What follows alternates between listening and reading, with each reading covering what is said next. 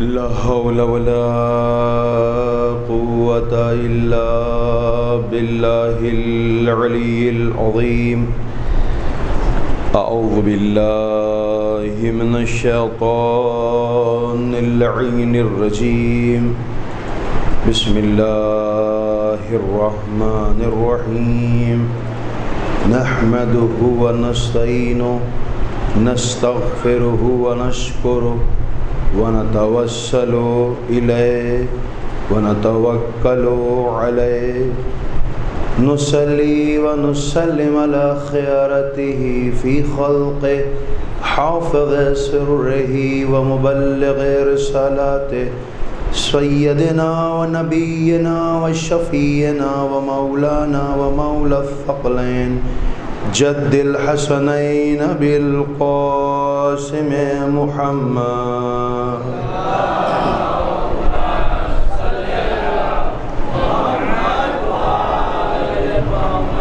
وأهل بيته الطيبين الطاهرين المعصومين المظلومين ولعنة الله على أعدائهم أجمعين. رب اشرح لي صدري ويسر لي أمري واحلل عقدة من لساني يفقهوا قولي. أما بعد فقد قال رسول الله صلى الله عليه وآله إن الحسين مصباح الهدى وسفينة النجاة. صلوات پڑھتے ہیں.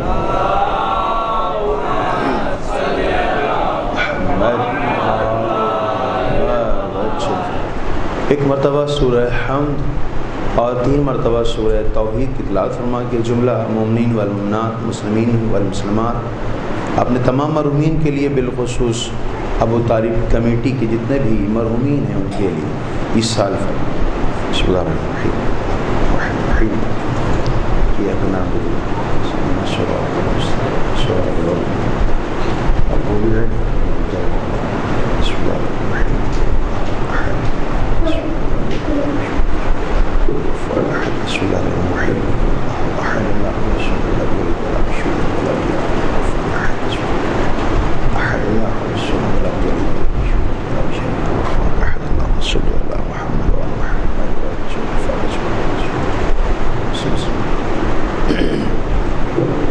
ایک سلوات پڑھ دیں محمد والا.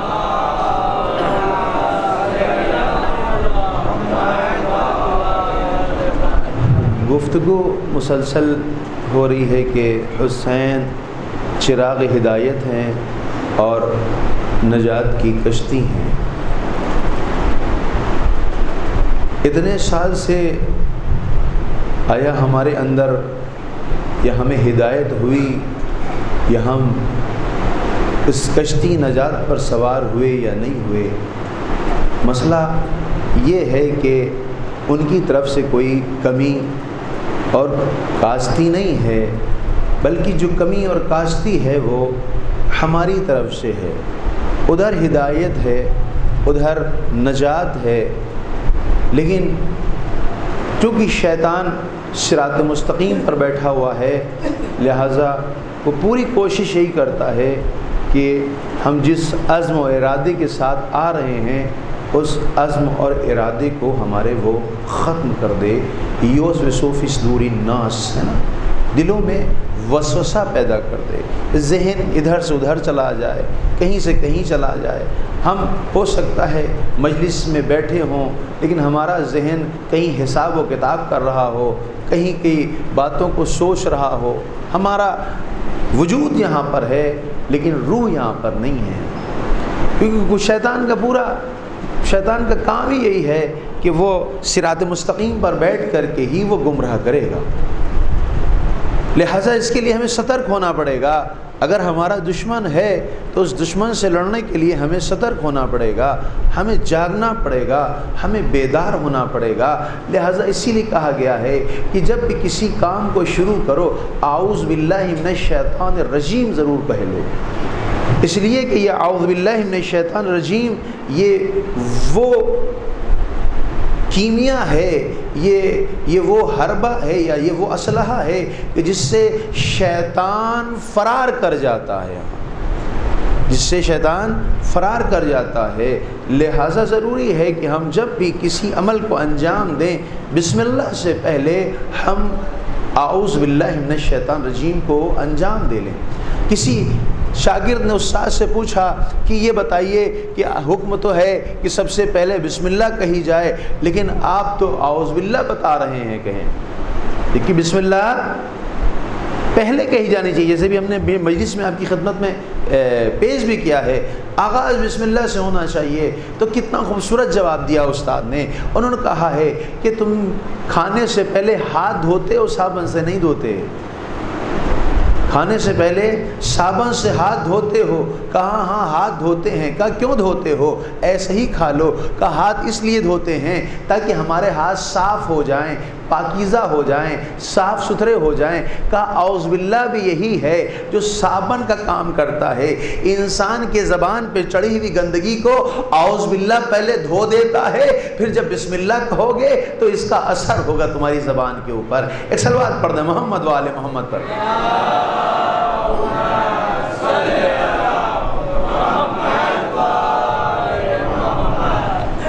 تو یہ ہے یعنی اعوذ باللہ، یعنی بسم اللہ سے پہلے اعوذ باللہ من الشیطان الرجیم کا مطلب کیا ہے کہ ہم اپنی زبان کو پاک کر لیں، صاف کر لیں، پھر بسم اللہ الرحمن الرحیم کہیں تو پھر اس کا اثر ہوگا۔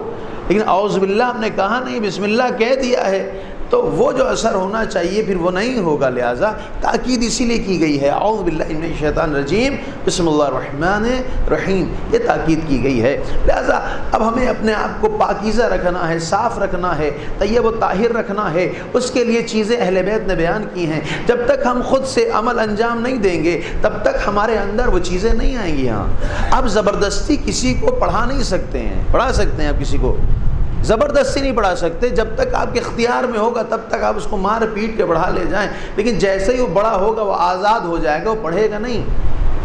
جیسے ہمارے یہاں صورتحال قرآن وغیرہ کی ہے نا، قرآن کتنی اہمیت کا حامل ہے۔ آپ دیکھیں آپ کے یہاں بھی ایسے ہی ہوتا ہوگا کہ جب مردے کو لٹایا جاتا ہے قبر میں اور اس کو تلقین پڑھائی جاتی ہے، اسمع افہام اسمع افہام، سنو اور سمجھو، سنو اور سمجھو۔ اس میں جہاں کہتے ہیں کہ من ربک، تمہارا رب کون ہے، تمہارا نبی کون ہے، تمہارا قبلہ کیا ہے، اس میں کہتے ہیں تمہاری کتاب کیا ہے نہیں کہتے، نہیں کہتے تمہاری کتاب کیا ہے۔ اب مسئلہ کیا ہے؟ اب بتائیں کہ اگر یہ کتاب کو جانتا ہوگا، کتاب سے مانوس ہوگا، قرآن کی تلاوت کرتا ہوگا، تبھی تو بتائے گا یہ قرآن ہے کہ نہیں۔ آپ مجھے لے کر کے آئیے کوئی کتاب دیجیے ہم کو، اگر علم ہی نہیں ہوگا تو ہمیں کیا پتا کس چیز کی کتاب ہے یہ۔ علم کا ہونا ضروری ہے، معرفت کا ہونا ضروری ہے۔ یہاں تو اس کو ہلا رہے ہیں ہم، بھیا یہ مر گیا ہے، زندگی میں ہلاؤ کو اسمع افہام سنو اور سمجھو، اور جب قرآن کے بارے میں پوچھا جائے تو قرآن پڑھو پہلے سے، ہے نا۔ آج ہمارے کیا ہے کہ الحمدللہ ہم اپنے بچوں کو تعلیم دیتے ہیں، ہم مدرسے بھیج دیتے ہیں، ہم استاد رکھ لیتے ہیں بچے کو پڑھانے کے لیے۔ کیوں صاحب کیا کیا جائے، قرآن کی تلاوت کرانی ہے، قرآن سکھانا ہے۔ لیکن عجیب بات دیکھیے کیا ہے کہ کیا واقعاً جس طرح سے ہم اپنے بچے کو قرآن کی تلاوت سکھا رہے ہیں، کیا ہم بھی اسی طرح سے قرآن اپنے گھر میں تلاوت کرتے ہیں؟ توجہ ہے کہ نہیں ہے آپ کی؟ اسی طرح سے ہم بھی قرآن کی تلاوت کرتے ہیں نہیں کرتے؟ بچے کو تو بھیج دیا، بچے کے لیے تو ہم نے اہمیت کا حامل بنا دیا کہ قرآن بہت اہمیت کا حامل ہے، بہت قرآن ضروری ہے، قرآن کی تلاوت بہت ضروری ہے۔ لیکن بچہ دیکھ رہا ہے، عجیب ہے، چھوٹا سا بچہ دیکھ رہا ہے، ہم کو تو قرآن کے لیے بھیج دیا، ہمیں تو سپارہ لے کر کے بھیج دیا، لیکن خود کبھی ہم نے اپنے اماں کو پڑھتے دیکھا ہے نہ کبھی اپنے ابا کو پڑھتے دیکھا ہے۔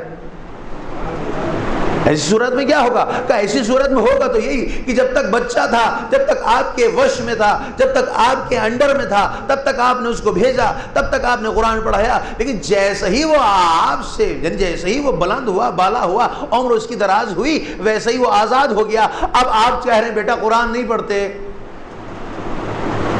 اماں آپ بھی تو نہیں قرآن پڑھتے تھے۔ ہاں یہی پتہ چلا کہ اگر اہمیت کا حامل قرآن ہے تو ماں باپ کے لیے بھی تو ہے، لازمہ نہیں کہ بچے کے لیے وہ ہو نہیں۔ کا مسئلہ یہی ہے کہ آج ہم جو سکھا رہے ہیں کہ پہلے گھر میں اس ایٹماسفیئر کو بنا لو اگر گھر میں وہ ماحول کریٹ ہو جائے، وہ گھر میں ماحول تیار ہو جائے تو تمہیں زبردستی میں قرآن پڑھوانے کی ضرورت نہیں پڑے گی، بچہ خود بخود قرآن پڑھے گا۔ جیسے آج ہمارے یہاں بچے عزاداری کو سکھانا پڑتا ہے، سکھایا جاتا ہے ماتم کیسے کرو، نوحہ کیسے پڑھو، کیسے بیٹھو، کیسے سیاہ لباس پہنو، کا کچھ نہیں، کا چونکہ بچپن سے آنکھ کھول کر کے بچہ وہی سب دیکھتا رہتا ہے، باپ کے ساتھ آتا ہے، ماں کے ساتھ آتا ہے، تمام چیزیں دیکھ رہا ہے، سلیقہ سیکھ رہا ہے۔ بس یہی تو اہل بیت کہہ رہے ہیں کہ جس طرح سے تم نے عزادار بنایا ہے ماحول کو کریٹ کر کے، اسی طرح سے حافظ قرآن بناؤ ماحول کو کریٹ کر کے۔ ایک صلوات پڑھ دے محمد و آل محمد پر۔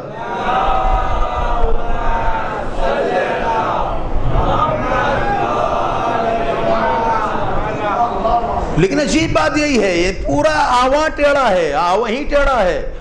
ہم نہیں قرآن پڑھتے لیکن بچے کو قرآن پڑھا رہے ہیں۔ بچہ ٹھیک ہے، ابھی اختیار میں ہم آپ کے، ابھی بڑے ہو آپ مار لو گے، کھانا بند کر دو گے، لیکن جب ہم بڑے ہوں گے تب ہم قرآن نہیں پڑھیں گے۔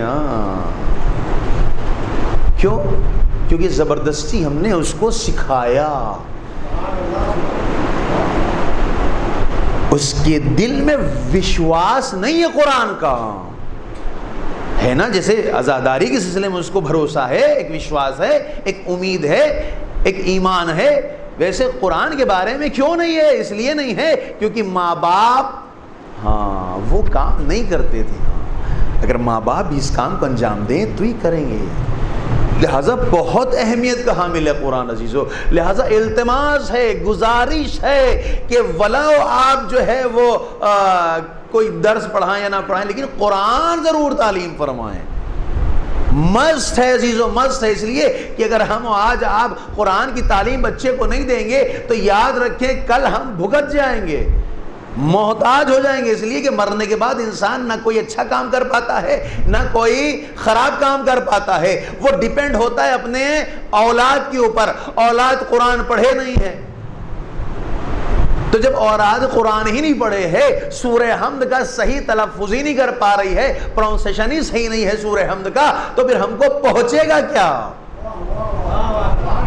یعنی ہم بڑی بلڈنگ کھڑی کر دیں، بڑے بنگلے کھڑے کر دیں، بڑے بڑے جو ہے وہ کاروبار کھڑے کر لیں، اور اپنے بچے کو اگر تعلیم نہیں دیتے ہیں تو یاد رکھیں بیکار ہے سب، یہ کوئی کام آنے والی چیز نہیں ہے۔ کام کیا آنے والی چیز ہے؟ صحیح تربیت، صحیح تربیت لے جائے۔ اسی لیے آپ جو تلقین میں ایک حصہ قرآن کا بھی ہے، جو سکھاتے ہیں اس کو ہلاتے ہیں، اسمع افہم، سنو اور سمجھو، سنو اور سمجھو،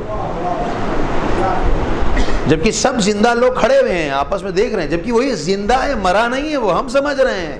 روایت میں ہے کہ جب اس کو لٹاتے ہیں نا ہم لوگ مردے کو تو اس کے اندر جان آ جاتی ہے، بعض روایتیں ہیں کہ سینے تک آ جاتی ہے، بعض روایتیں ہیں کمر تک آتی ہے، کمر تک آتی ہے۔ اچھا عجیب آپ دیکھیں یعنی کتنا اہل بیت اسلام لطف فرما رہے ہیں، کرم فرما رہے ہیں ہم لوگ کے اوپر، ہے نا؟ کتنا لطف و کرم ہے۔ آپ دیکھیں کہ ہمارے خیال سے جب کوئی انسان انتقال کرتا ہے تو سب سے پہلے جو چیز بتائی گئی ہے وہ ہے قرآن کی خوب تلاوت کرا جائے وہاں پر بیٹھ کے۔ سب سے پہلی چیز یہ ہے قرآن کی تلاوت ہے، اور اگر حالت احتضار میں ہے، حالت جاکنی میں ہے، روح نکل رہی ہے تو روایت میں ہے کہ قبلہ رخ لٹھا دو، قبلہ رخ، پیر قبلے کی طرف ہوں اس کے، اور پاس میں بیٹھے کوئی، اور باقاعدہ امام جعفر صادق سلام فرماتے ہیں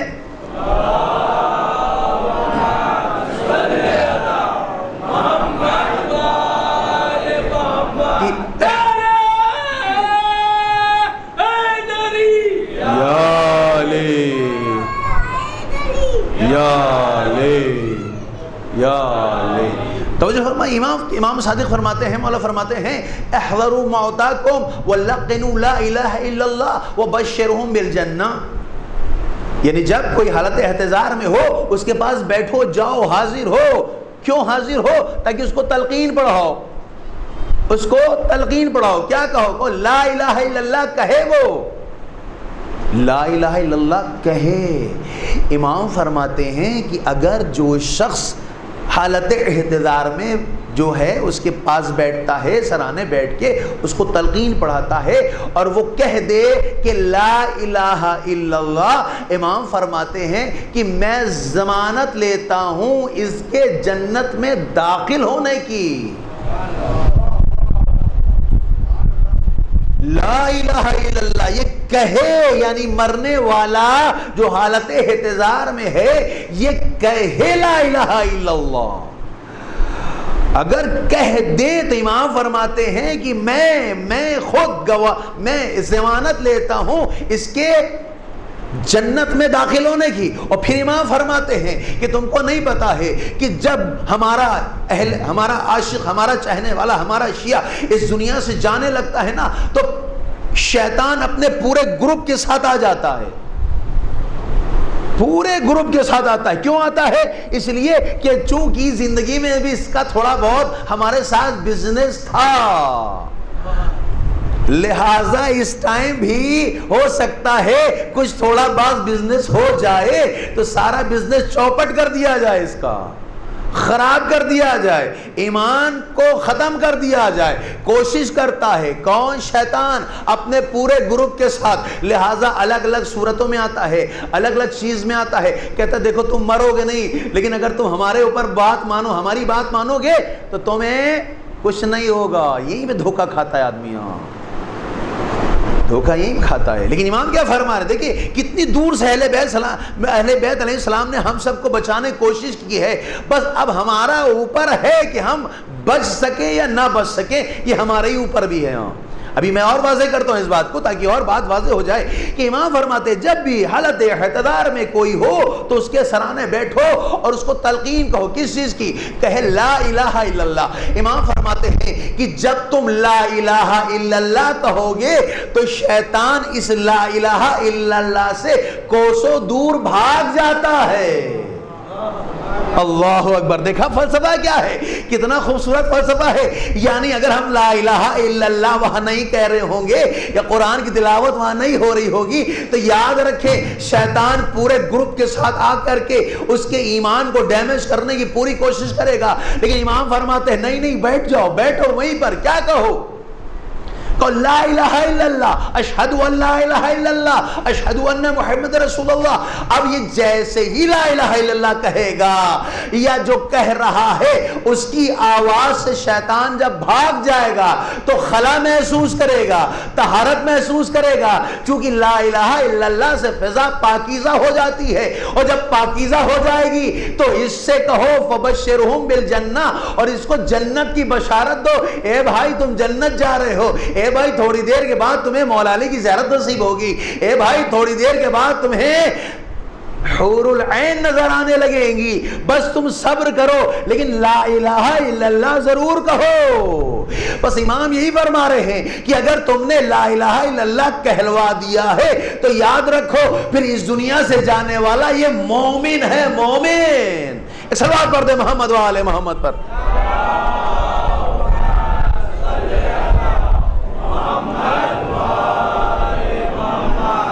لیکن اگر بغیر لا الہ الا اللہ کے چلا گیا ہے تب ہاں یہاں میں مسئلہ ایک آتا ہے، ایک مسئلہ آتا ہے یہاں کے اوپر۔ ہو سکتا ہے کسی کے ذہن میں سوال پیدا ہو گیا ہو کہ مولانا صاحب یہ بتائیے بعض اوقات ہوتا ایسا ہے کہ انسان کو ہارٹ فیل ہو گیا، لا الہ الا اللہ تو نہیں کہہ پایا نا، یہ کہہ پایا نہیں، کہہ پایا، ہارٹ فیل ہو گیا اس کا، یا مثال کے طور پر بھیا ایڈمٹ تھا، ہاسپٹل میں تھا اور وہاں کے اوپر پہنچ نہیں ہو پائی اور لا الہ الا اللہ اس کو کہلا نہیں پایا، اس کے سامنے بلوایا نہیں گیا، لہٰذا اب اس دنیا سے وہ چلا گیا۔ ایسی صورت میں کیا ہے یہ؟ ہاں کیا حکم ہوگا اس کا؟ کیا یہ یعنی اعوذ باللہ یہ بے ایمان جائے گا اس دنیا سے؟ یہ دور سے اہل بیت السلام نے ہم سے بچانے کی کوشش، قسم خدا کی یہ یہی فرش ہے جو ہدایت کا ذریعہ ہے، ہدایت کا ذریعہ ہے نا۔ سوال واضح ہے کہ نہیں واضح ہے؟ سوال یہ ہے کہ اگر ایک شخص ہارٹ فیل ہو گیا، برین ہیمریج ہو گیا، ہاسپٹل میں تھا، مر گیا، لا الہ الا اللہ نہیں کہہ پایا، تو کیا اب یہ جہنم میں چلا جائے گا؟ سوال واضح ہے نا کہ کیا یہ جنت میں چلا جائے گا؟ عجیب بات ہے کس طرح سے اہل بیت بچا رہے ہیں۔ اب رسول کے سامنے اسی سوال کو کیا گیا کہ جب رسول فرما رہے تھے کہ جب تمہارے یہاں سے کوئی اس دنیا سے جانے لگے تو اس کے سرانے بیٹھو، بیٹھ کر کے اسے تلقین پڑھو، اسے کہو کہے اشہدو ان لا الہ الا اللہ، اشہدو ان محمد رسول اللہ، اشہدو ان علی حجت اللہ، اس کو کہو کہے۔ لیکن ایک شخص کھڑا ہوتا ہے، یا رسول اللہ یہ بتائیے کہ کسی کو برین ہیمریج ہو جائے، ہارٹ اٹیک ہو جائے، ایک دم سے موت آ جائے اور نہ کہہ پائے، ایسی صورت میں کیا ہے؟ ایسی صورت سنے واقعی ایک صلاۃ پڑھیں محمد والے محمد پر۔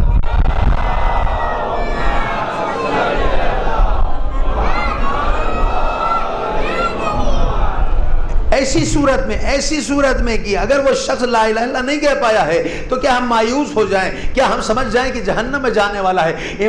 رسول فرماتے نہیں، یہ تم نے غلط فیصلہ کر لیا، بلکہ ہمارا چاہنے والا جب بھی اذان ہوتی ہو اس کو دہرائے وہ، اور جب بھی اقامت ہوتی ہو اس کو دہراتا رہے، اور اگر اب وہ مر جائے، اگر اس نے لا الہ الا اللہ نہیں پڑھا، محمد رسول اللہ نہیں پڑھا، تو اللہ اس کی اس گواہی کو قبول کر کے ایمان کے ساتھ اٹھاتا ہے۔ صلوات پڑھ دے محمد و آل محمد پر۔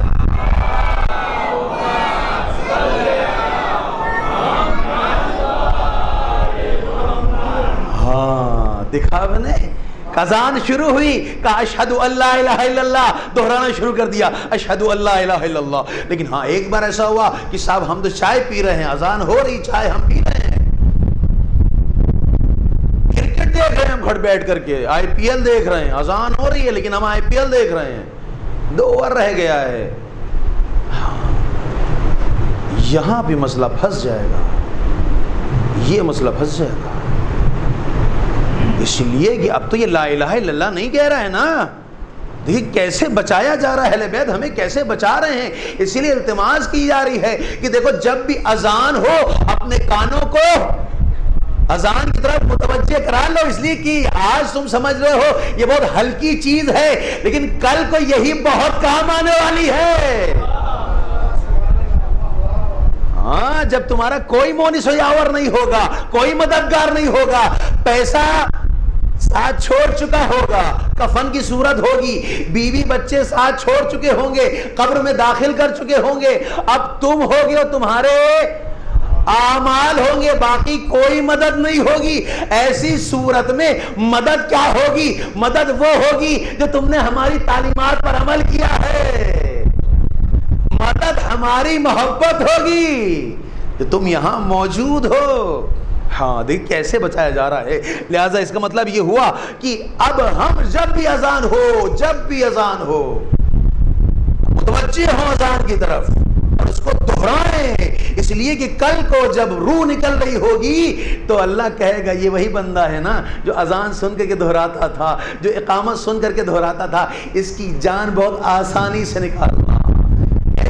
کہ جس طرح سے پھول سے خوشبو نکلتی ہے اسی طرح سے اس کی جان نکلنی چاہیے۔ اللہ اکبر۔ اور اگر شیطان کے وسوسے میں رہے، اذان تو ہوتی رہی لیکن ہم اپنے زندگی کے امور میں مشغول رہے اور توجہ نہیں دی، اب یہاں پر موت سخت ہو جائے گی۔ تو ہدایت ہے کہ نہیں؟ ہدایت ہے، ہدایت ہے۔ ہدایت کب ہوگی؟ کہ ہدایت ایسی ہوگی جب تم چاہو گے، تم نہیں چاہو گے تو ہدایت نہیں ہوگی۔ لہٰذا یہ راستہ ہے کہ اس فرش اعضاء پر آ کر کے ہمیں پتا چلا کہ ہم ایمان کے ساتھ یقیناً جائیں گے۔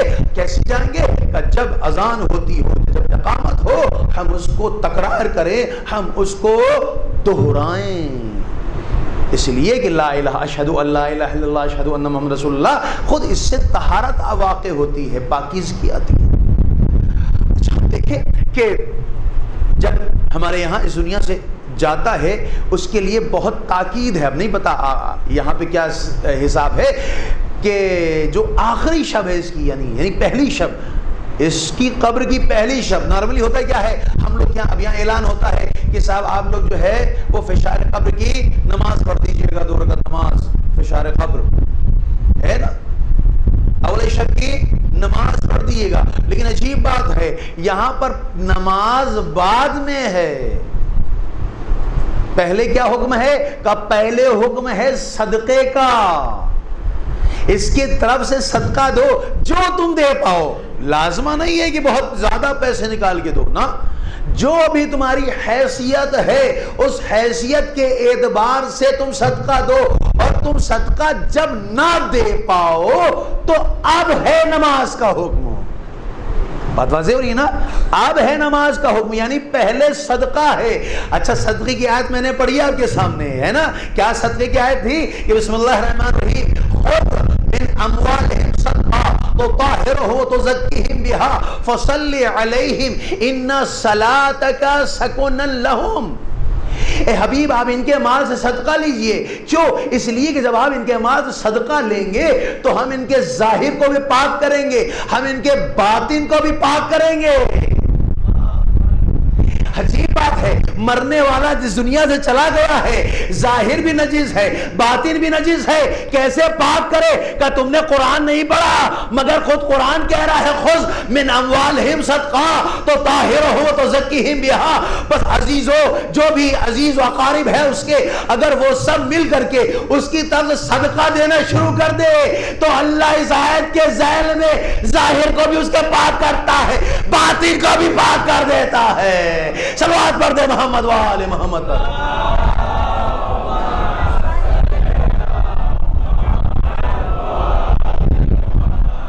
ہاں دیکھا، یعنی مرنے والا ظاہر کیسے پاک ہوگا؟ کہ ظاہر تم نے غسل دیا ہے وہ ظاہراً غسل ہے. ہاں اس کا گوشت، اس کا خون، اس کی پوش، اس کی ہڈی کیسے پاک ہوگی؟ کہ جو تم صدقہ دے رہے ہو، صدقہ. اس کا نفس، اس کے اندر جو اندر کثافت غراضت بھری ہوئی تھی، کینہ، حسد، بغض، عداوت، کیسے صاف ہوگی؟ کہا جو تم نے صدقہ دیا ہے. اللہ اکبر.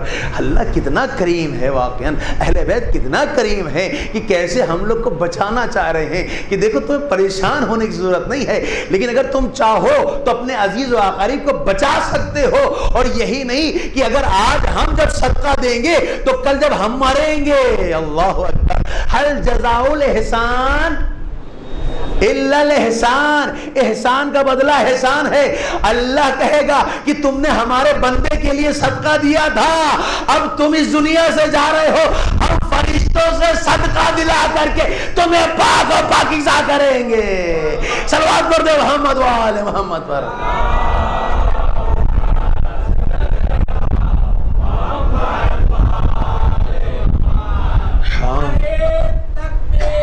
اللہ رسول اللہ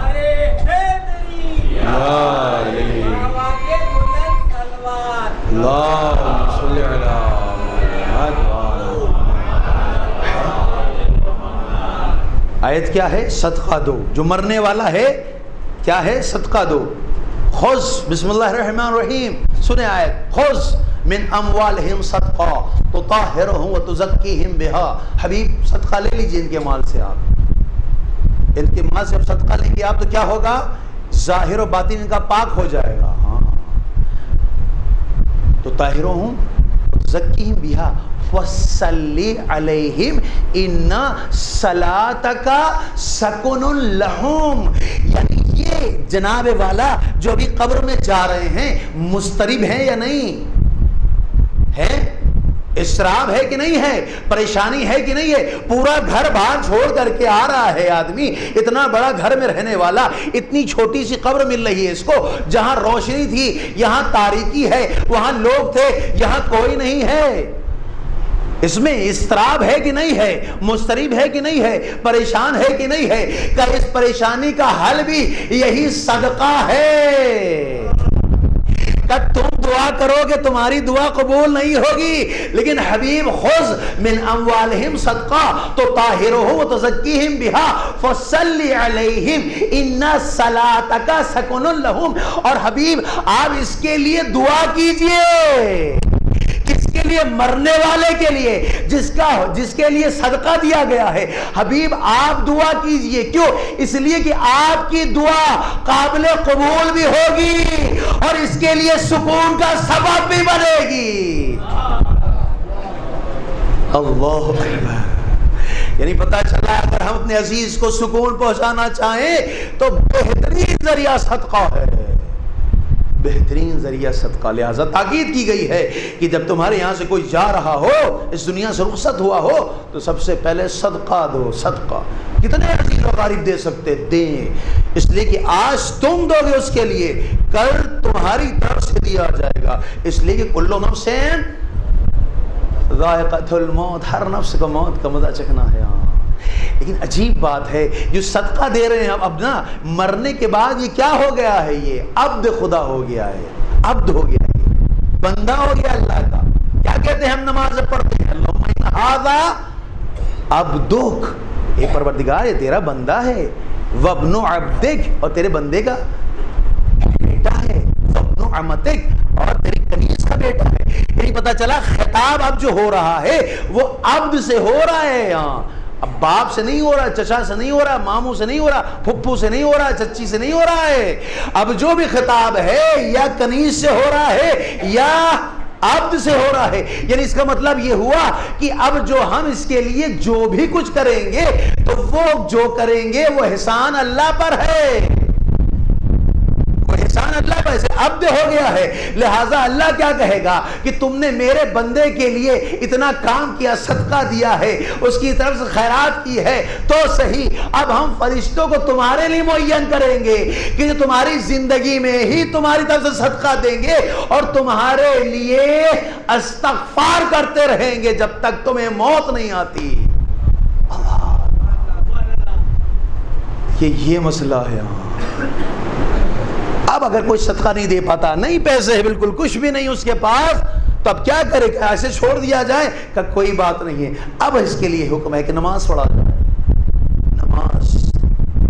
اور عجیب بات ہے، آپ دیکھیں کہ جو اہل بیت بیان کر رہے ہیں کہ مثلا ہمارے یہاں اگر کوئی مریض ہوتا ہے، آئی سی یو میں ایڈمٹ ہوتا ہے، تو آئی سی یو میں تو اجازت نہیں ہوتی نا کسی جانے کی، ہوتی ہے؟ سلوات پڑھیں محمد والے پر۔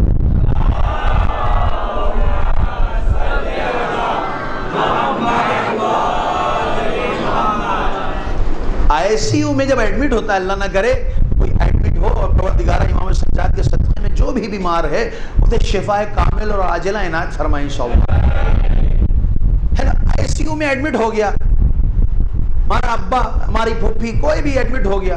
اب یہ بتائیے کہ ہم گھر چھوڑ کے چلے آتے ہیں اسے، ہیں؟ اب کچھ جانے ہو جانے، یا وہیں کھڑے رہتے ہیں، باہر ٹہلتا رہتا آدمی، ہاں یار پتہ نہیں کیا ضرورت پڑ جائے، خون کی ضرورت پڑ سکتی ہے، دوا کی ضرورت پڑ سکتی ہے، جبکہ پتہ ہے کہ ہاں ہماری کوئی ضرورت نہیں ہے، لیکن دل نہیں مانتا ہے۔ کیوں نہیں مانتا؟ کہ ہو سکتا ہے کسی صورت میں بھی ضرورت پڑ جائے، ہے کہ نہیں؟ پڑ جائے، لہٰذا وہ وہی کھڑا رہتا ہے، کوئی نہ کوئی اس کے گھر والا رہتا ہے موجود، اس کو تنہا نہیں چھوڑتا۔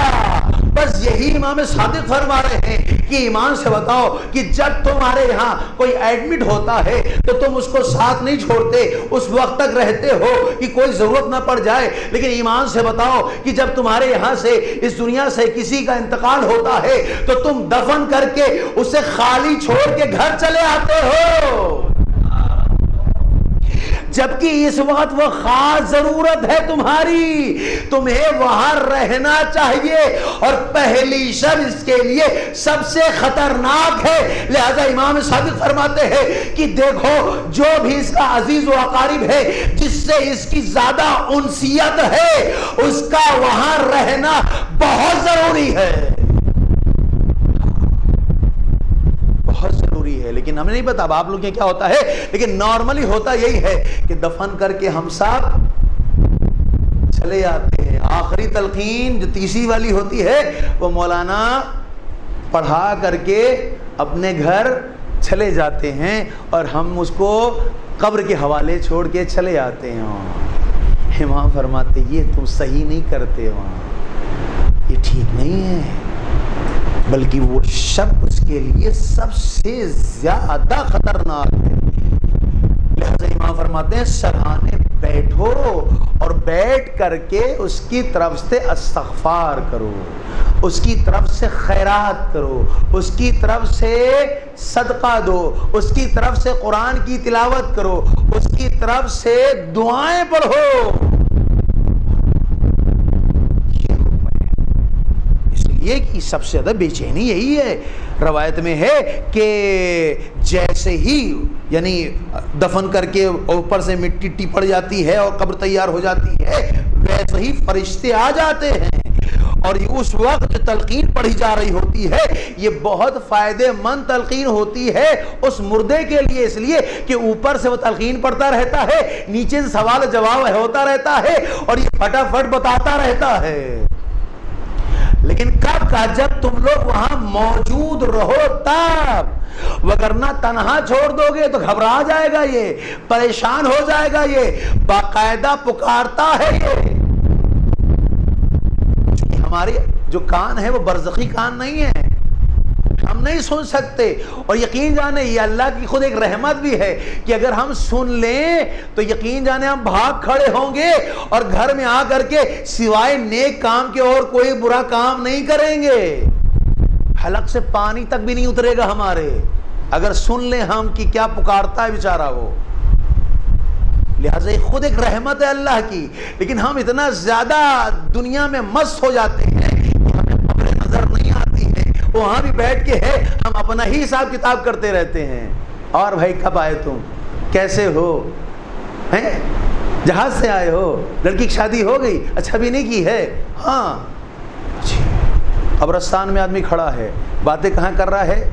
دنیا کی کر رہا ہے، جبکہ پتہ ہے کہ ایک دن اس کو بھی اسی میں آنا ہے۔ دیکھیں یہ ہے امام صادق، یہ تربیت ہدایت کا مطلب یہی ہے عزیزو کہ اہل بیت ہی تو بتائیں گے کہ کیسے کیا ہونا ہے۔ بھائی وہاں کے حالات کون بتائے گا؟ بتائیں کون بتائے گا وہاں کے حالات؟ حالات وہی بتائیں گے جو وہاں کے ہوں گے، جن کے سامنے چیزیں وضع کی گئی ہوں گی، بنائی گئی ہوں گی، وہی لوگ بتائیں گے وہاں کے حالات، اور اس سے چھٹکارا کیسے ملے وہ بھی اس کا حل بتائیں گے، سلوشن بھی وہی بتائیں گے، حل بھی وہی بتائیں گے۔ لہذا حل یہی بتا رہے ہیں کہ آپ دیکھیں کہ ہم سب اکٹھا ہوتے ہیں لیکن قبرستان میں آپس کی دنیاوی باتیں کرتے رہتے ہیں۔ کوئی سگریٹ پینے والا سگریٹ پیتا ہے، کوئی گٹکا کھانے والا گٹکا کھاتا ہے، کوئی ادھر کی بات کوئی ادھر کی بات، اس کو لگتا ہی مرنا ہی نہیں ہم کو، جبکہ ملک الموت تعجب کرتے ہیں کہ بتاؤ یہ اپنی دنیا میں اتنا مست ہے، نہیں پتا بھی کتنی دیر کے بعد اس کو بھی اس دنیا سے چلے جانا ہے، لیکن اسی دنیا میں یہ مشغول ہے۔ لہٰذا کہا گیا قبرستان عبرت کی جگہ ہے، جاؤ تو استغفار کرو، سب سے پہلے ان مرحومین کے لیے سب سے پہلے سلام کرو، السلام علیکم یا اہل القبور، اور پھر استغفار کرو کہ پروردگارا ان پر اپنی رحمت نازل فرمائے، ان کے گناہوں کو معاف کر دے اور برکت نازل فرمائے۔ پھر اپنے لیے دعا کرو کہ پروردگارا ایک دن ہمیں بھی ایسے ہی آنا ہے، معبود ہمارے گناہوں کو بھی معاف کر دے۔ اللہ اکبر۔ امام کیا فرما رہے ہیں؟ امام فرما رہے ہیں کہ وہاں موجود رہو۔ رسول فرماتے ہیں کہ جب یہ لوگ آپس میں گفتگو کر رہے ہوتے ہیں نا تو یہ مردہ کہتا ہے، کیا کہتا ہے؟ سنیں گے، کہتا ہے یا ولدی و یا اخی و یا اقربائی اتوجہ الینا، اے میرے دوستوں، اے میرے بھائیوں، اے میرے بابا، اے میری اماں، اے میرے عزیز و اقارب، میرے بیٹو میری طرف متوجہ ہو، اس وقت ہم پریشان حال ہیں، تم آپس کی مشکلوں کو حل کر رہے ہو، بلکہ میری مشکل کو حل کرو۔ کہ ہم نہیں سنتے ہیں، لیکن امام رسول فرما رہے، لہذا بات سچ ہے یہ، یا ولدی و یا اخی و یا امی و یا ابی و یا اقربائی توجہ الینا، میری طرف توجہ کرو، ہم سخت ہیں، مشکل میں پڑے ہوئے ہیں۔ آپ دیکھیں امام صادق کیا فرماتے ہیں، بتائیں امام فرماتے ہیں کہ جب 40 لوگ اس بندے مومن کے لیے دعا کرتے ہیں کہ پروردگارا یہ بڑا نیک آدمی تھا، یہ متقی تھا، یہ پرہیزگار تھا، یہ مومن تھا، اللہ کہتا ہے یہ 40 کے گواہی کو ہم قبول کر کے اس کو مومنوں میں شمار کر لیتے ہیں۔ لہٰذا کسی نے پوچھا امام سے مولا یہ بتائیے کہ ایک ہی وقت میں دو جگہ سے دعوت آ گئی ہے، ایک جگہ شادی کی دعوت ہے، ایک جگہ مرنے کی دعوت ہے، کہاں جائیں؟ امام نے بے ساختہ کہا مرنے کی دعوت قبول کر لو، شادی کی دعوت کو چھوڑ دو، اس لیے کہ جہاں تم جا رہے ہو اس کو سخت ضرورت ہے۔ شادی والے کی ضرورت نہیں تم کو، لیکن مرنے والے کو تمہاری ضرورت ہے۔ ہو سکتا ہے تمہارا جانا وہاں 39 لوگ ہو، تم ایک آدمی اور پہنچ جاؤ گے تو کتنے ہو جاؤ گے؟ 40 ہو جاؤ گے، اور 40 اگر ہو گئے تو ہم اس دعا کو قبول کر لیں گے۔ تاکید کی گئی ہے کہ اگر کسی کے مرنے کی خبر سنو تو کثرت سے اس کے تشییع جنازے میں شرکت کرو، تشییع جنازہ کرو، وقت نکالو، اس لیے کہ آج تم اگر وقت نہیں نکالو گے کل جب تم مر کے جاؤ گے تو دوسرے لوگ بھی سوچیں گے ہمیں کیا ہے یار، دکان کھولی چھوڑی جائے، چھوڑ کے جانا پڑے گا، چھوڑو 40 قدم تک چلتے ہیں بعد میں لوٹ آئیں گے، ہے نا؟ انگلش میں کیا کہتے ہیں؟ ٹٹ فار ٹیٹ، جیسے کو تیسا، جو ہم کریں گے وہی ہوگا۔ اگر ہم چاہیں گے اس کے درجات میں بلندی تو اللہ کل ہماری درجات میں بلندی چاہے گا، اس لیے ہم سب گناہ گار، ہم سب خطا کار، ہم سب لغزشیں کرنے والے، لیکن اللہ کہہ رہا ہے تو پریشان ہونے کی بات نہیں ہے، مشکل میں پڑنے کی بات نہیں ہے، وہ سلوشن ہم کریں گے، لیکن تم بھی تو کچھ کرو بھائی، تم اپنے بندے مومن کے لیے کرو، تم اپنے جو ہے وہ عزیز و اقارب کے لیے کرو، کسی مرحومہ کے لیے کرو، جو بھی تمہارا عزیز چلا گیا ہے، اگر نہیں بھی جانتے ہو اس کے تشییع جنازے میں اس کے لیے دعا کرو، ہم تمہاری دعاؤں کو بھی قبول کریں گے اور تمہارے لیے بھی دعا قبول کریں گے۔ عجیب بات ہے۔ اب دیکھیں کہ جو اہل بیت السلام نے فرمایا ہے کہ مرنے والے کے ساتھ جو ہے وہ جریدتین رکھنی چاہیے۔ جریدتین جانتے ہیں نا آپ لوگ؟ 2 لکڑیاں ہری رکھی جاتی نا، ہیں کیوں رکھی جاتی ہیں؟ تاکہ سوال و جواب میں وہ مردہ اٹھ کر کے بیٹھے، ہے نا؟ ایسا ہی ہے؟ ایسے نہیں ہے؟ بتائیں، ایک صلوات پڑھیں محمد والے پر۔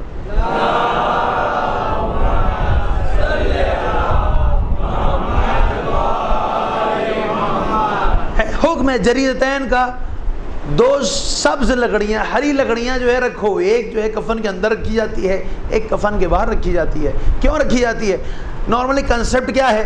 کنسپٹ یہی ہے کہ جب بالکل مطلب فرشتے آئیں تو یہ بیچارہ ایسے کر کے بیٹھ جائے اور پھر بیٹھ کے سوال و جواب دے، جبکہ ایسا نہیں ہے، اس کو جیسے لٹا دیا گیا ہے نا، یہ بیچارہ ایسا ہی لیٹا رہے گا، اب قیامت میں ایسا ہی اٹھایا جائے گا، یہاں اسی حالت میں اٹھے گا، قبلے کا رخ چہرہ رہے گا اس کا ایسا ہی، اور یوں ہی اٹھایا جائے گا اس کو۔ یہ لکڑی کا کوئی کام عام نہیں ہے ایسا کہ اٹھ کے بیٹھے، بیساکھی نہیں ہے اس کی، تو پھر فلسفہ کیا ہے اس کا؟ یہ کون بتائے گا اس ہری لکڑی کا کام کیا ہے؟ اللہ اکبر۔ دیکھیے یہ اہل بیت جو بچانا چاہ رہے ہیں، یقیناً ہم گناہ گار ہیں، یقیناً ہم خطا کار ہیں، لیکن ان خطاؤں کو، ان لغزشوں کو کیسے حل کیا جائے یہ اہل بیت بتا رہے ہیں کہ تم چاہنے والے ہو، لہٰذا تم جو انجام دے رہے ہو اس کو کرو بھی اور اس کے بارے میں معرفت بھی رکھو، اس کے بارے میں جانو بھی کہ آخر یہ رکھا کیوں جا رہا ہے۔ آئیے امام جعفر صادق سلام فرماتے ہیں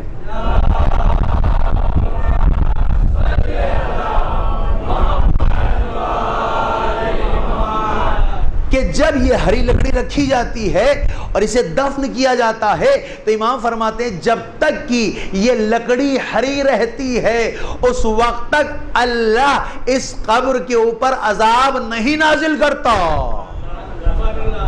ہاں دیکھا آپ نے، یہ ہری لکڑی اٹھ کے بیٹھنے کے لیے ہاں نہیں ہے۔ یہ کیوں ہے؟ تاکہ یہ ہری لکڑی سے اللہ رحمتیں نازل کرتا رہے، برکتیں نازل کرتا رہے۔ اللہ، ایک شخص رسول اکرم صلی اللہ علیہ وآلہ وسلم کے پاس پہنچا،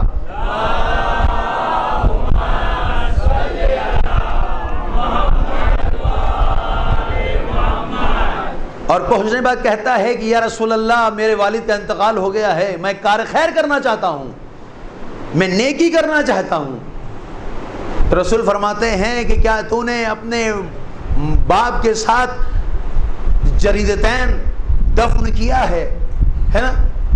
جریدتین وہی ہری لکڑی جو رکھی جاتی ہے.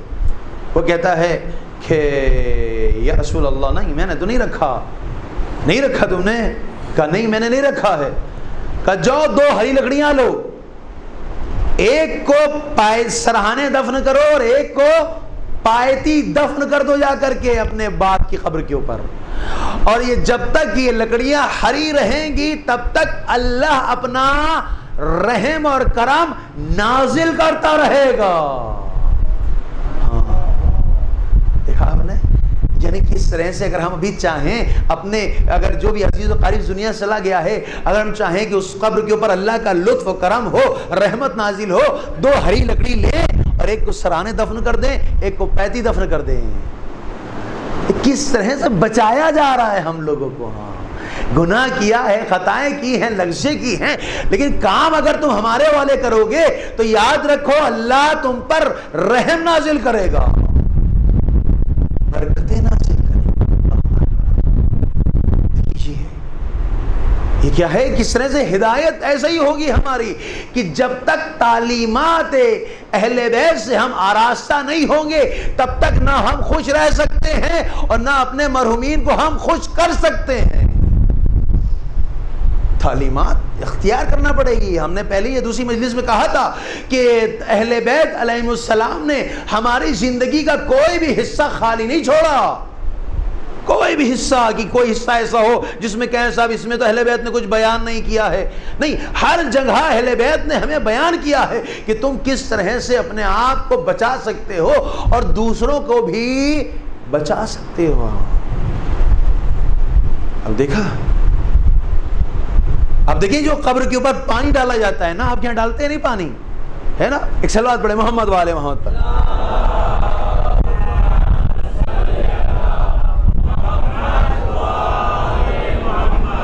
اس کا فلسفہ ہے باقاعدہ. یہ پانی ڈالا جا رہا ہے باقاعدہ, اس کو انجام دینے کے لیے باقاعدہ ایک قانون ہے. قانون یہ ہے کہ جو پانی ڈال رہا ہو وہ قبلہ رخ ہونا چاہیے, یعنی اس کا چہرہ اور سینہ قبلہ رخ ہو, اور وہ پانی سرہانے سے ڈالے اور پایتی سے پھر سرہانے لے کر کے آئے اور پھر جو بچا ہوا پانی ہے وہ بیچ میں ڈال دے. اب اس میں یہ ہے کہ جو پانی کی دھار ہو وہ ٹوٹے نہیں, بریک نہ ہو. ہاں یہ کانٹینیو پانی پڑے, یعنی سرانے سے پایتی تک کانٹینیو, اس کے پایتی سے سرانے تک کانٹینیو, اور پھر جو بچا ہوا پانی بیچ میں ڈال دے. کیوں, فلسفہ کیا ہے آپ دیکھیں. امام فرماتے ہیں کہ یہ پانی جو ڈالا جاتا ہے کہ اس کی وجہ یہ ہے کہ جب تک کہ یہ پانی کی نمی اس قبر کے اوپر رہے گی اللہ اس قبر کو فشار نہیں کرے گا.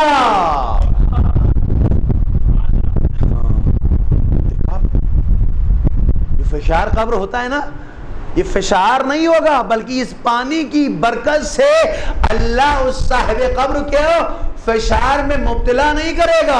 اور پھر امام فرماتے ہیں اگر یہ پانی سورہ ملک اور سورہ تکاثر کا ہو تو یقین جانو نور علی نور ہے, اس لیے کہ یہ وہ پانی ہوگا کہ نہ صرف فشار قبر ہو بلکہ اس کی برکت سے اللہ اس کی قبر میں نور بھی ساطع کرے گا, قبر کو وسیع بھی کر دے گا, اس کی گھبراہٹ کو ختم بھی کر دے گا.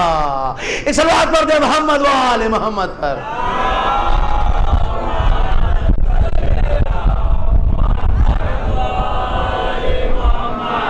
ہاں اس کی قبر پر سورہ ملک, سورہ تکاثر, بعض روایتوں میں آیا ہے کہ تم یوں جاؤ, ایسے ہی اب قبرستان جا رہے ہو تو ایک بوتل میں اسی کا پانی لے لو اور اسی طرح تم ڈالو, تو یہ جب تک پانی یہ نمی رہے گی اس قبر کے اوپر اللہ برکتیں نازل کرتا رہے گا. لہذا اسی لیے تاکید ہے کم سے کم ہر ہفتے میں ایک بار ضرور اپنے عزیز و قریب کی قبر پر جاؤ ہفتے میں, اس لیے ہفتے بھر کم سے کم پانی تو ڈال دیں ان کے یہاں. اور پھر روایت میں ہے کیا ہے کہ اب نہیں پتا یہاں پر کیسے کرتے ہیں کہ جب قبر تیار ہو جاتی ہے تو حکم ہے 7 مرتبہ انا انزلنا پڑھنے کا ہے نا، 7 مرتبہ انا انزلنا، لیکن حکم کیا ہے؟ کمر سے نیچے نہیں ہونا چاہیے. یعنی ایسا نہیں ہو کہ ہم چلتی تھی ہم کمر کے، ہم جو ہے وہ پیروں کے پاس بیٹھ گئے مردے کے، ہے نا، قبر کے 35 حصے میں بیٹھ کے شروع ہو گئے بسم اللہ الرحمن الرحیم انا انزلناہ فی لیلۃ القدر وما ادراک ما لیلۃ القدر انا انزلناہ فی لیلۃ القدر انا انزلناہ نہ، کمر سے نیچے نہیں ہونا چاہیے، کمر سے اوپر ہو. کیوں ایسا ہو؟ اچھا اس کا فلسفہ کیا ہے؟ اب دیکھیے جب بعض لوگ ہوتے ہیں بہت ہی نرم نازک قسم کے ہوتے ہیں، جو مٹی نہ لگ جائے ہاتھ میں، ہاتھ گندے نہ ہو جائیں، دھیرے سے ہاتھ رکھتے ہیں ایسے کر کے، بالکل یوں کر کے ایسے، ہے نا، کہاں دھوئیں گے کہ اندر گندگی لگ جائے گی، مٹی لگ جائے گی، وہ دھیرے سے ہاتھ رکھ کے نا انزلنا پڑھ کے نکل جاتے ہیں گے. جبکہ یہ صحیح، یہ نہیں صحیح ہے. امام صادق علیہ السلام فرماتے ہیں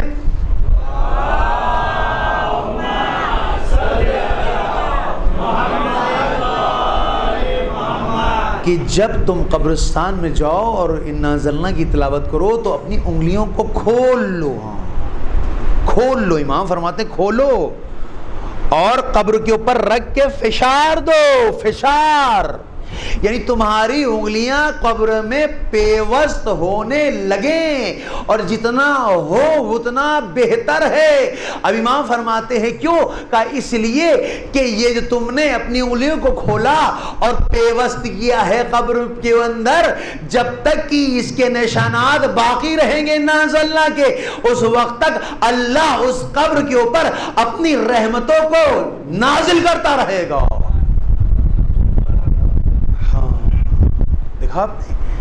اس وقت تک اللہ اپنے رحمتوں کو نازل کرتا رہے. کیوں؟ کیونکہ اس لیے کہ تم نے انگلیوں کو کھولا اور پیوست کر دیا. یہ نشان باقی رہنا چاہیے، یہ نشان باقی رہنا چاہیے. لیکن آج جو صورتحال ہے وہ کیا ہے؟ وہ یہی ہے کہ آدمی پھٹافٹ پڑھ کے نکل جاتا ہے.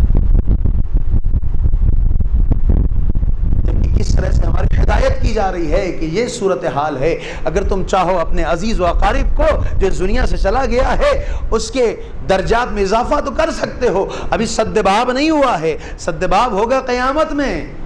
ابھی ایصال تم کر سکتے ہو، کر سکتے ہو. بعض علماء کہتے ہیں تو تم مجالس عزائے حسین میں شرکت کرو تو اس کا ثواب اپنے مرحومین کو بھی ایصال کر دو. کہ پروردگارہ یہ آنسو کا ثواب اپنے مرحومین کو، اپنے اجداد و جداد کو ایصال کرتے ہیں. اس کا ثواب مجلس کا اپنے اجداد و جداد کو ایصال کرتے ہیں، بھیجتے ہیں تاکہ اس پر اپنی رحمت و برکات نازل فرما. یہ صورتحال ہے. اب دیکھیے کس طرح سے اہل بیت السلام ہمیں بچانے کی کوشش کریں. اب یہ الگ بات ہے کہ اب ہم بچیں یا نہ بچیں، یہ اختیار ہمارا ہے. اب ہم چاہیں اپنے مرحومین کے لیے ایصال کرنا تو اب جائیں پانی ڈال دیں سورہ ملک و سورہ تکاثر کا، انا انزلنا کی خوب تلاوت کریں بیٹھ کر کے وہاں پر، ہے نا.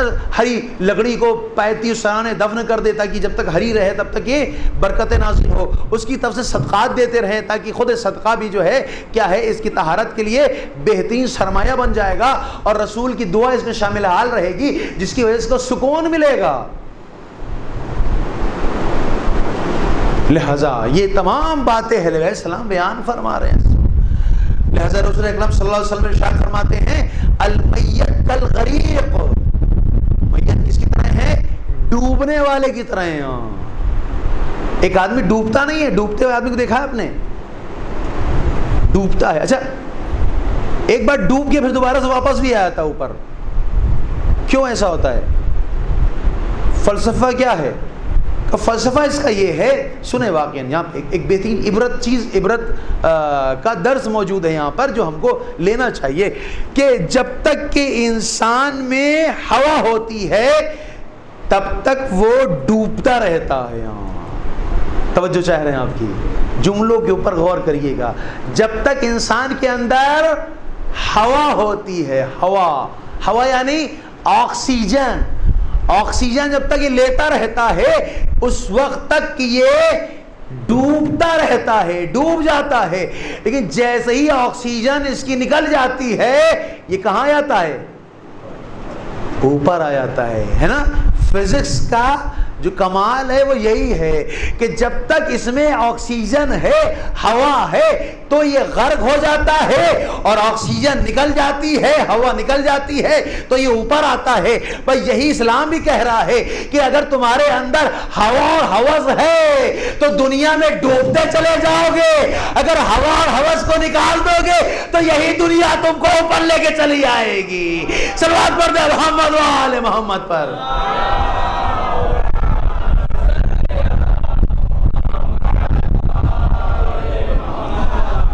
ایک اور صلوات پڑھ دے محمد و آل محمد پر۔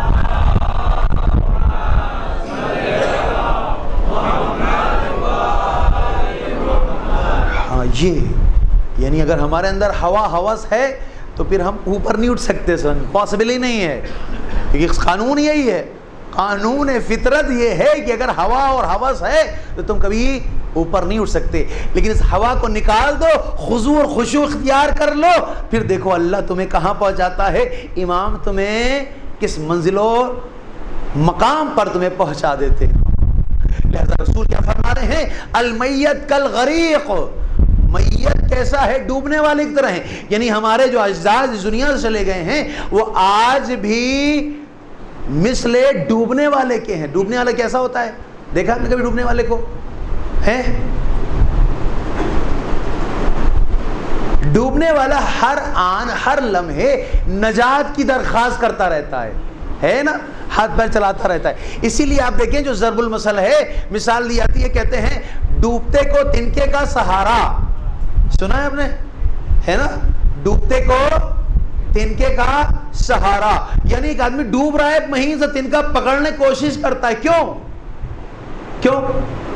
تاکہ شاید وہ بچ جائے، ہاں شاید وہ بچ جائے۔ بس جہاں امام رسول یہی فرما رہے ہیں، المیت کالغریق، جو مرنے والا ہے وہ بالکل ڈوبنے والے کی طرح ہیں۔ یہ مت سوچو کہ تمہارے اجداد اس دنیا سے لے گئے ہیں، 300 سال ہو گیا ہے، 400 سال ہو گیا ہے، لہذا ان کو تمہاری ضرورت نہیں ہے۔ نہیں، یہ سوچنا تمہارے لیے صحیح نہیں ہے، بلکہ ہر آن وہ تمہارے لیے طلبگار ہے کہ تم ان کے لیے کیا ایصال کر سکتے ہو، تم ان کی نجات کے لیے کیا کر سکتے ہو۔ لہذا جب بھی تم ان کو نجات کے لیے کچھ کرو گے، ان کو اللہ نجات دے گا، اور وہی نجات تمہارے لیے بہترین دعا کا سبب بنے گی، جو زندگی تمہاری خوشگوار گزرے گی۔ ایک صلوات پڑھ دے محمد و آل محمد پر۔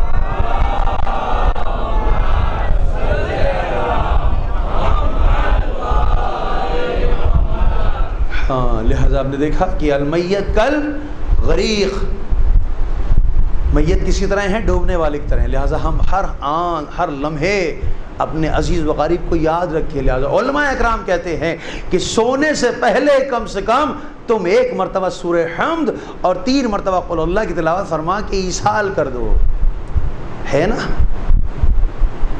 کتنا آسان سا نسخہ بتا دیا گیا ہم کو۔ ایک قرآن کا ثواب مگر ہے کہ نہیں ہے؟ ایک قرآن ہم نہیں پڑھ سکتے، وقت نہیں ہے اتنا، آفس سے تھک کے آئے ہیں، دکان سے تھک کے آئے ہیں، ایک قرآن نہیں پڑھ سکتے پوری رات میں، کیا کریں؟ کا مسئلہ نہیں ہے، حل ہم بتاتے ہیں۔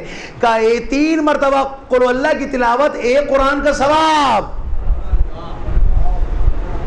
ہے نا، 3 مرتبہ قل اللہ کی تلاوت 1 قرآن کا ثواب۔ کا کتنے مرتبہ ہم پڑھ کے ایک قرآن کر کے ایصال کر سکتے ہیں؟ اب یہ ہمارے ظرف کے اوپر ہے کہ ہم اگر اپنے لیے چاہیں کہ آنے والی نسلیں بھی ہمیں یہ قرآن بخشیں، تبھی ہم اپنے مرحومین کو یاد رکھیں گے، اور اگر اپنے مرحومین کو بھولے ہیں تو یاد رکھیں آنے والی نسلیں بھی ہمیں یاد نہ رکھیں گی۔ اس صلوات پڑھ دے محمد و آل محمد۔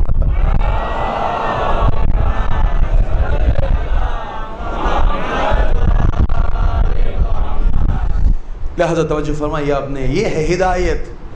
یہ کہاں سے ہدایت ملے گی؟ یہ اسی در سے ہدایت ملے گی، اسی فرش سے ہدایت ملے گی۔ ان الحسین مصباح الہدی وسفینۃ النجات، بے شک حسین نجات کی کشتی ہے اور ہدایت کا چراغ ہے۔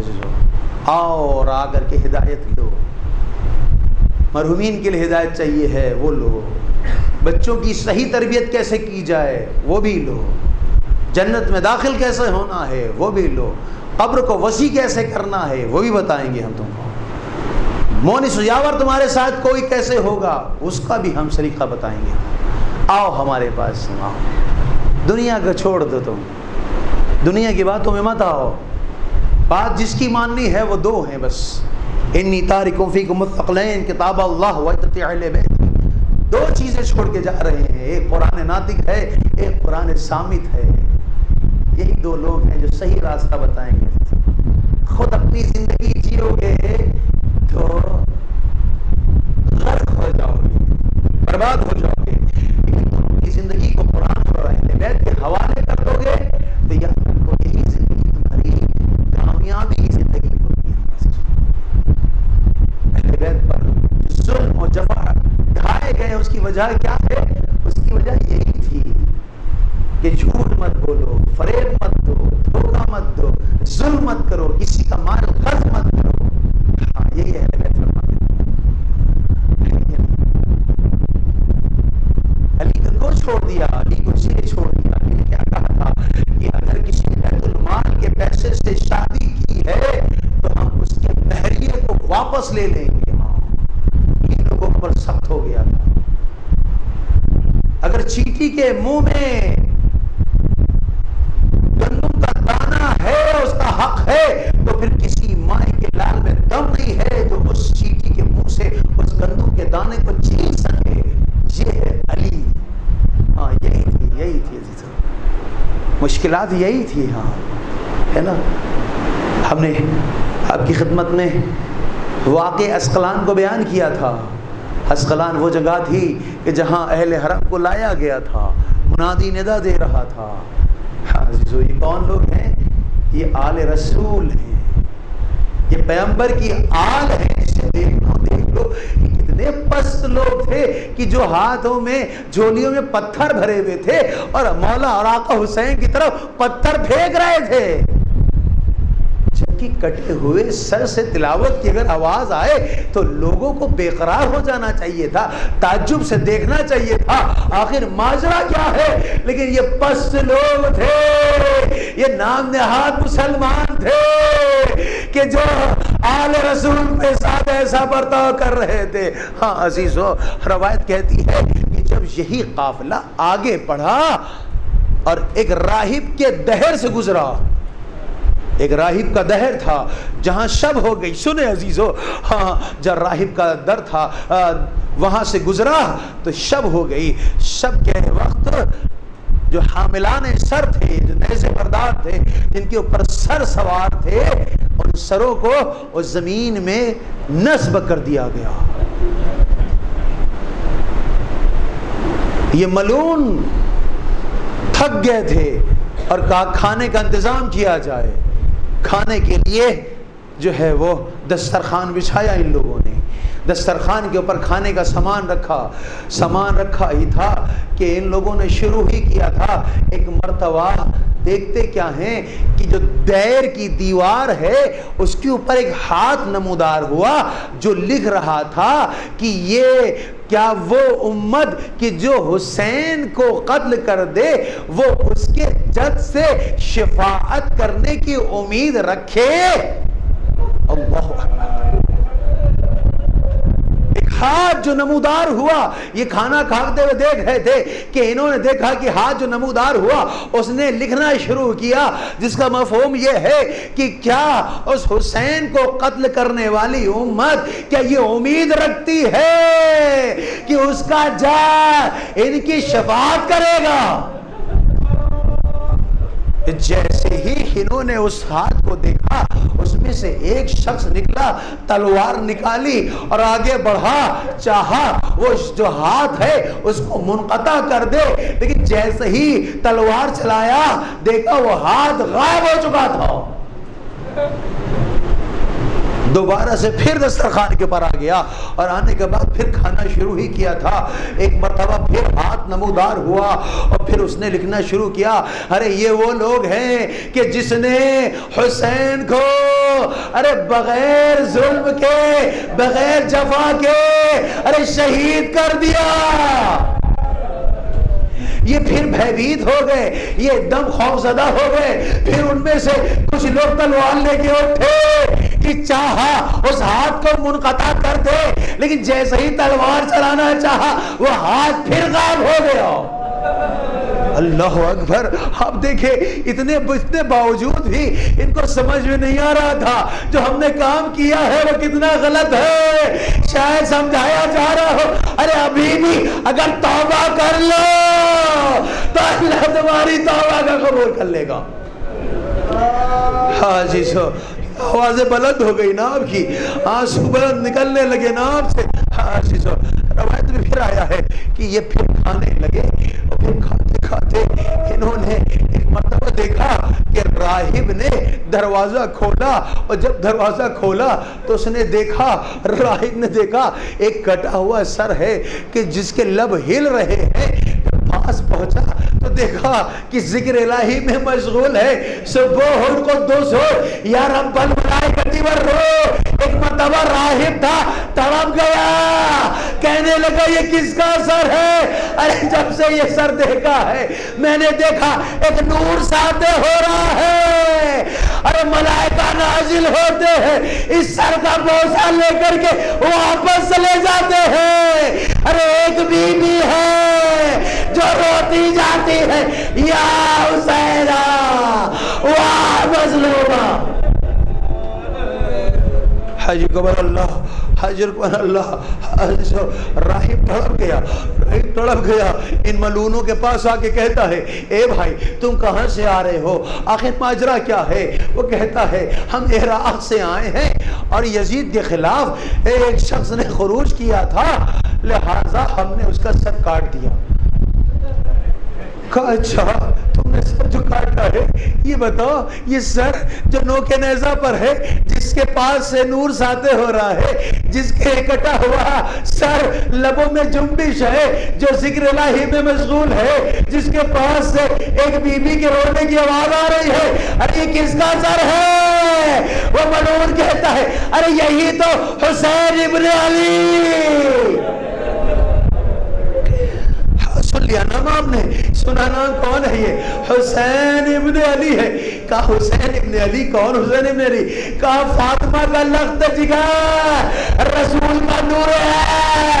ارے جیسے ہی رسول کا نام سن رہا تھا ارے راہب نے اپنے سر پر باتیں کرنا شروع کر دیا. کہا ملعونو تم کتنے پست ہو، ملعونو تم کتنے پست ہو، تم نے اپنے رسول کی بیٹی کے نوازے کے ساتھ ارے ایسا کر دیا. ارے اگر عیسیٰ کے اولاد ہوتی تو ہم ان کو اپنی پلکوں پر بیٹھا دے. حجرکم اللہ، حجرکم اللہ. روایت میں لکھا ہے ایک مطر راہب اسی کے پاس پہنچا، کہا ایسا ہے میں چاہتا ہوں اس سر کو میں ایک شب کے لیے لے لوں، ایک شب کے لیے. کہا دیکھو ہم نہیں کہہ سکتے، ہمارے سردار سے بات کرو. کہا اچھا تمہارے سردار کون ہے؟ فلک دکھایا، خولی بیٹھا ہوا تھا. کہا یہی ہمارا سردار ہے، اسی کے پاس یہ سر ہے. ایک مرتبہ راہب پہنچا، خولی سے کہا مجھے سر دے دو. کہا نہیں سر نہیں دیں گے. کہا دیکھو اچھا میرے پاس میرے اجداد کی طرف سے 10,000 دینار درہم ہمارے پاس موجود ہیں، یہ 10,000 درہم تم لے لو، اس کے عوض میں ایک شب کے لیے اس سر کا ہمارے حوالے کر دو. اس نے کہا اچھا ٹھیک ہے لاؤ پیسے دے دو، سر لے کے جاؤ. عزیز 10,000 درہم دیے. اس راہب نے سر کو لیا، ریشمی کپڑا لے کر کے آیا، سر حسین کو اس میں لیا، چہرے کے اوپر گرد لگی تھی صاف کرنا شروع کر دیا. آقا ایسی حالت میں ارے آپ ہمارے مہمان ہیں، آقا ارے میں آپ کی کیا پذیرائی کروں گا، آقا ارے پانی کھانا ارے آپ کو کیسے دوں گا. ارے شاید جب راہب نے کہا آقا پانی کیسے دوں تو لبوں میں جنبش ہوئی ہوگی. اے راہب ارے میرا 6 مہینے کا بچہ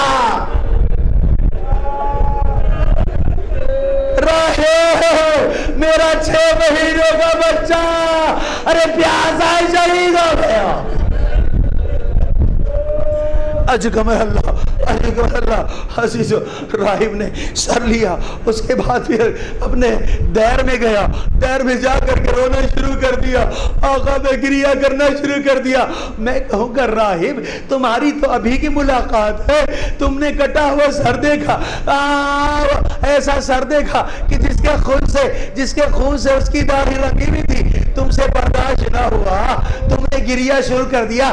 ذرا سا اس 4 سالہ بچی سکینہ سے پوچھو، ارے جس کے سامنے سر حسین تھا، خون گردن سے ٹپک رہا تھا، بچی پکارتی جاتی تھی، اے بابا، اے بابا، سالم نے بہت ستایا ہے، اے بابا، ظالم نے درے لگائے ہیں، اے بابا، تماچے کا نیل چہرے پر نمایاں ہو گئے، اے بابا، جیسے آپ میری دادی کے تماچا لگایا تھا، بابا ایسا ہی تماچا ارے آپ کی سکینہ کی۔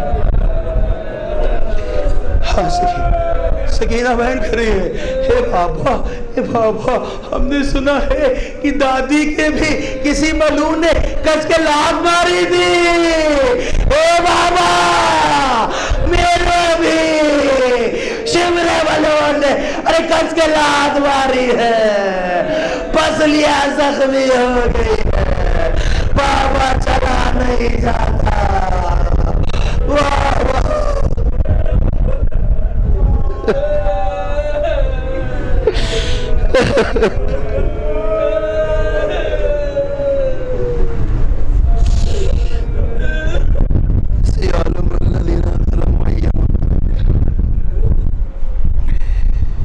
انا للہ و انا الیہ راجعون۔ سیعلم الذین ظلموا ای منقلب انقلبون۔ محمد و آل محمد، اس عمل خیر قبول فرما معبود، ان آنسو اس فرش ازا کا جو بھی ثواب ہو میرے معبود، اس سے ہم سب کے والدین، اجداد و جداد کے گناہ کبائر صغائر کو معاف فرما معبود، تمام مرحومین کے گناہ کبائر صغائر کو معاف فرما، ان کو علی علین میں جگہ عنایت فرما معبود۔ ان آنسو کے صدقے میں پروردگارہ ہم سب کو، ہماری نسلوں کو توفیق دے کہ ہم سب تعلیمات قرآن، تعلیمات اہل بیت پر عمل کر سکے معبود۔ ہم سب کو، ہماری نسلوں کو شیاطین کے اشرار سے محفوظ فرما، تمام آفات زمینی آسمانی سے محفوظ فرما۔ اے پروردگارہ بھक्त محمد والے محمد، جو بچے پڑھ رہے ہیں انہیں اعلیٰ سے اعلیٰ تعلیم عنایت فرما معبود، جو بچے نہیں پڑھ پا رہے انہیں توفیق اور ہدایت فرما پروردگارہ بھक्त محمد والے محمد۔ دعا میں دعا ہے میرے پروردگارہ ہم سب کے رزق مادی و معنوی میں اضافہ فرما۔ اے پروردگارہ ہم سب حقیقی عزادار بننا چاہتے ہیں، لہٰذا ہم سب کو اہل بیت کے صدقے میں حقیقی عزاداروں میں شمار فرما۔ اے پروردگارہ بھक्त محمد والے محمد، جو کاروبار ختم ہو گئے ہیں دوبارہ سے احیا فرما، جو کاروبار چل رہے ہیں اس میں برکات عنایت فرما۔ اے پروردگارہ بھक्त محمد والے محمد، وبا جو تیسری لہر چل رہی ہے کرونا کی معبود، اسے صفحہ سے نیست و نابود فرما دے، جو بھی مریض ہیں ان کو انہیں شفاء کامل واجب عنایت فرما دے۔ اے پروردگار بھक्त محمد والے محمد، ہم سب کو اور ہماری نسل کو توفیق دے کہ ہم سب ادبات عالیہ کی زیارت کر سکے۔ اے پروردگار بھक्त محمد والے محمد، دعا میں دعا ہے میرے معبود، مرحومین پر رحمت نازل فرما، ان کے درجات میں اضافہ فرما، مقروض کے قرض و غدا فرما، بیمار کو شفاء کامل واجب عنایت فرما، تندرست و غنی فرما معبود بھक्त محمد والے محمد۔ دعا میں دعا ہے پروردگارہ ہم سب کی تمام دلی حاجات قبول فرما، تمام مشکلات کو دور فرما۔ اے پروردگارہ بحق محمد والے محمد سب کو توفیق دے کہ ہم سب زیادہ سے زیادہ عزائے حسین میں بڑھ چڑھ کر کے حصہ لے سکے۔ اے پروردگارہ ہم سب کی آنکھوں کو توفیق دے کہ ہم عزائے حسین میں زیادہ سے زیادہ اشکبار ہو سکے۔ پروردگارہ بحق محمد والے محمد، دعا میں دعا ہے پروردگارہ جن لوگوں نے بھی اس مجالس عشرے کا انعقاد کیا ہے معبود کی تمام دلی حاجات کو قبول فرما، تمام مشکلات کو دور فرما، رزق و روزی میں اضافہ فرما، اور جو بھی مرحومین ہیں معبود ان کے درجات میں اضافہ فرما، انہوں اعلیٰ علین میں جگہ عنایت فرما، معبود بحق محمد والے محمد دعا میں دعا امام کے ظہور میں تعجیل فرما، ہم سب کو ان کے اوان صاحب میں شمار فرما۔ ربنا تقبل منا انک انت السمیع العلیم۔ ایک مرتبہ سورہ